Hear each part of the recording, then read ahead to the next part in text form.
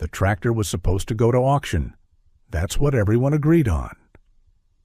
Spring of 2019, after Grandpa Vernon passed, 73 years old, Hart gave out in the barn while he was changing the oil on that same damn Farmall M he'd been nursing along since 1947. The family sat around Grandma's kitchen table, dividing up the estate. The china went to Aunt Carol.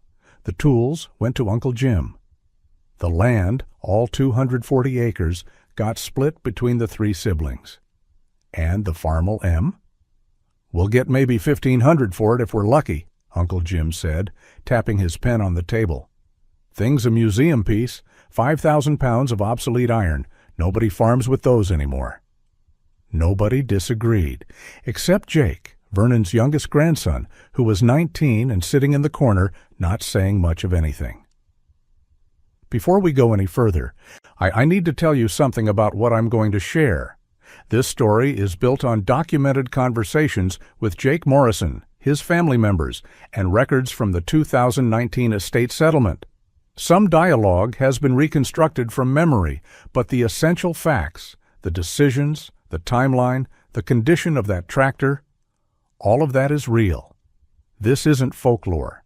This is what actually happened when everyone else saw scrap metal and one kid saw something nobody else could anymore. Jake had grown up on that farm. Summers, weekends, any time his parents would let him escape their suburban house in Waterloo, he was back in Grundy County with Grandpa Vernon. And Grandpa Vernon had one rule about the Farmall M. You want to drive it, you got to maintain it. So Jake did. Starting at age 12, he learned to check the oil, grease the fittings, adjust the governor, time the magneto.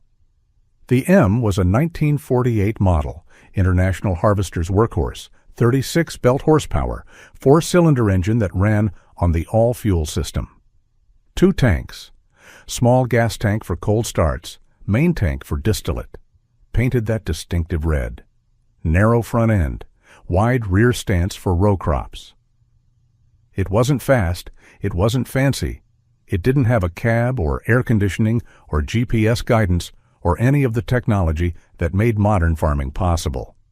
But it worked, and more than that, it was Vernon's. He'd bought it used in 1963 for $850 when he was just starting out on his own. Financed it through the co-op, paid it off in 2 years, used it to plant his first corn crop, cultivate his first beans, pull the hay wagon every summer for 30 years. By the 80s, he'd upgraded to bigger equipment, a John Deere 4440, then a 4960, then eventually the GPS-equipped stuff his sons pushed him toward. But he never sold the M. "It's got good bones," he'd tell Jake, running his weathered hand along the fender.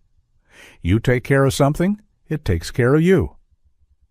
Jake understood that, in a way, the adults didn't seem to anymore.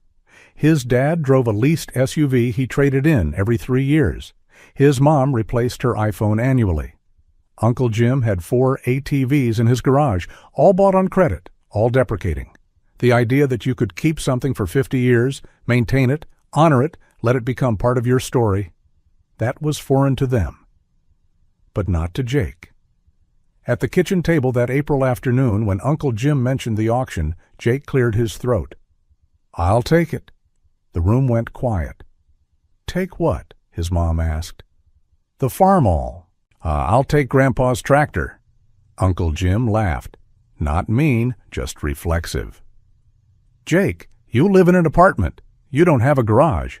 What are you going to do with a 5,000-pound tractor?" "I'll figure it out." "You in school?" Aunt Carol asked, though she knew the answer. Jake was halfway through community college, working part-time at a hardware store, barely making rent. "I'll make it work," his dad sighed. "Son, we're trying to settle this estate reasonably. We can't just give away assets because—" "I'm not asking you to give it away," Jake said. "Whatever you'd get at auction, I'll match it. $1,500, I'll pay it." That got their attention. $1,500 was basically everything Jake had saved. He'd been putting away money for 2 years, thinking about maybe buying a better car. or covering a semester of tuition at Iowa State if he transferred. It was supposed to be his future. But sitting there in Grandma's kitchen, looking at the adults who wanted to liquidate Grandpa Vernon's life into neat little rows on a spreadsheet, Jake realized something. The Farmall M was his future. Not in an economic sense. He wasn't going to farm with it. He wasn't going to make money restoring antiques. But keeping that tractor, maintaining what Grandpa Vernon had maintained, honoring what he'd honored, that meant something Jake couldn't quite articulate, but knew in his bones was important. "You're serious," his dad said. "Yeah." "Where are you going to keep it?" "I'll rent a storage unit." "You know how much those cost?" "I'll figure it out." There was a long silence. Then Grandma, who'd been quiet this whole time, spoke up from her chair by the window. Vernon would want Jake to have it. That settled it. Not because anyone particularly wanted to fight Grandma 6 weeks after burying her husband, but because deep down, they all knew she was right. 2 weeks later, Jake borrowed his boss's heavy-duty car hauler and convinced a guy with an F-250 to help him move the Farmall M. It took 4 hours just to get it loaded. 5,000 pounds of tractor didn't cooperate easy. The ramps groaned, the winch cable sang tight. Getting it secured, getting it transported across county lines to a storage facility outside Cedar Falls, it was harder than Jake had planned. But he did it. And then the reality set in. Storage was $120 a month. Jake's apartment rent was $485. He was making $11.50 an hour, roughly $920 every 2 weeks after taxes. The math was brutal. After rent, utilities, gas, groceries, and that storage unit, he had maybe $200 a month left over, some months less. His friends thought he was insane. "You paid $1,500 for a tractor you can't even use?" his roommate asked. "Dude, that's like half a decent car." But Jake didn't see it as a transaction. He saw it as a responsibility. Grandpa Vernon had taken care of the M for 56 years. Now it was Jake's turn. Every 2 weeks, he'd drive out to the storage unit. He'd fire up the engine. Still ran smooth, that 4-cylinder rumble like distant thunder. He'd check the oil, grease the zerks, inspect the tires, make sure mice hadn't nested anywhere. He'd sit in the seat Vernon had sat in for 5 decades, hands on the same steering wheel, feet on the same clutch. And he'd remember, not just Grandpa Vernon, but the whole lineage. The 1947 purchase, the years of planting and cultivating, the debt paid off, the drought survived, the good years and lean years. The morning Vernon taught Jake how to adjust the carburetor. The afternoon, they pulled a stuck pickup truck out of a ditch, the M's rear tires digging in, engine straining, old steel proving it still had something to give. If you've ever kept something that didn't make financial sense, if you've ever held on to a piece of equipment or a vehicle or a tool because of what it represented and not what it was worth, I want to hear about it. Because what Jake was doing, what a lot of people in agricultural communities still do, is keeping a kind of faith that the modern economy doesn't value, but that matters anyway. The months passed. Jake got better at managing his money. And he picked up weekend shifts. He skipped the stuff his friends spent money on: bars, concerts, new clothes. His priorities had shifted. By 2021, he'd saved enough to rent a small pole barn outside town, $200 a month, but it had electricity and room to actually work on the tractor instead of just storing it. He started doing minor restorations, repainted the wheels, replaced the seat cushion, rebuilt the carburetor with parts he found on eBay and tractor forums. The all-fuel system meant 2 tanks, the small gas tank for starting, the main tank for distillate. Most people had converted theirs to straight gasoline by now, but Jake kept it original. Grandpa Vernon had run it on distillate until the 70s, and Jake wasn't going to erase that history. He learned the community. Old guys who still remembered when Farmall M's were field tractors, and not collectibles. Younger restorers who appreciated the simplicity of pre-electronic machinery. The swap meets, the shows, the online forums where people argued about correct paint codes and serial number sequences. Jake became part of something. Not a business, not a career, but a tradition of people who believed that maintenance was a form of love, that keeping something running was a way of honoring the people who ran it before you, that a 1948 Farmall M36 belt horsepower, magneto ignition, narrow front end represented something about American agriculture that shouldn't be forgotten just because it wasn't efficient anymore. In 2023, Jake got a job offer. Better pay, professional track, required relocation to Des Moines. The kind of opportunity his parents had been hoping he'd get. He turned it down. Not entirely because of the tractor, but partly because by then he'd moved to a small acreage outside Grundy Center, 15 acres, old farmstead, barn big enough for the Farmall and his truck and a shop space. He was working for a local equipment dealer, making decent money, building a life that made sense to him even if it didn't impress anyone at his high school reunion. The Farmall M sat in that barn, still red, still running, still maintained.